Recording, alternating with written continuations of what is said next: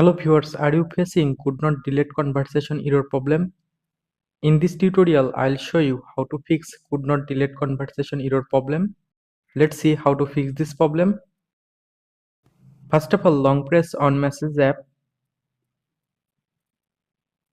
and then open Message app info. Click on I button or app info. Now scroll down and go to storage option. Click on storage and cache option and then click on clear cache. Go back.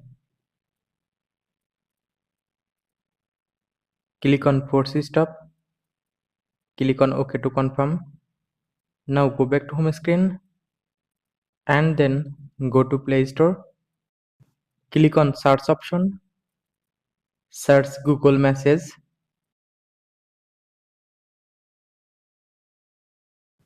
Update your Google Message apps in latest version. Click on update option. After completing update process, now restart your device.